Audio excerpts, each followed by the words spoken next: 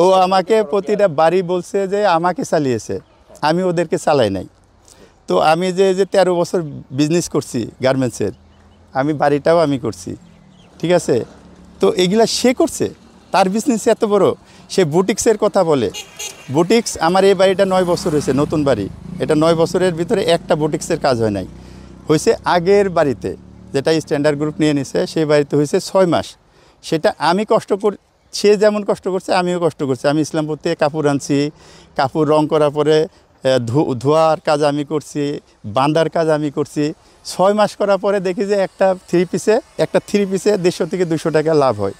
তো আমরা একদিনে হাইস্ট 2টা 3টা করতে পারি, কষ্ট করলে, সারাদিন কষ্ট করলে 2 সেট বা 3 সেট করতে পারি। এর বেশি কখনোই সম্ভব না 2টা মানুষ করা।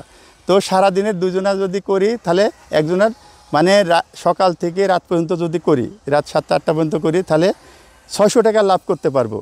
তাহলে আমাদের 300 টাকা করে পড়তেছে, পুষাচ্ছে না। 6 মাস করে এটা আমরা বাদ দিছি। এটা হচ্ছে বুটিক্সের ব্যবসা। আচ্ছা আচ্ছা, এগুলা তো তাহলে প্রমাণ থাকার কথা ছিল যে ওরা টাকা দিছে। ওরা তো এমন মানুষ না, জোরে বাবারে এত বড় দানশীল ব্যক্তি, তার মা এত বড়, আমার বিল্ডিং করার জন্য টাকা দিচ্ছে। তার মা পেনশন এতই পেয়েছে। তার মা ছিল একটা ছোট্ট পিয়ন, চাকরি করতো, ঠিক আছে। আপনাদেরকে নাকি বলছে সে প্রফেসর, ঠিক আছে, চলেন যায় প্রফেসর প্রমাণ করে আসি সে প্রফেসর কিনা।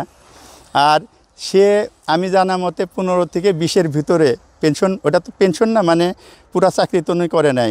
প্রায় 7-8 বছর থাকতে উনি চাকরি ছেড়ে, হ্যাঁ ওনার মা আসবে না, না আসলে আমি জানি না এটা কেন আসেনি।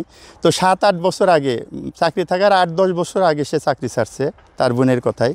চাকরি ছাড়ার পরে সে 15 থেকে 20-এর ভিতরে টাকা একটা অ্যামাউন্ট পাইছে।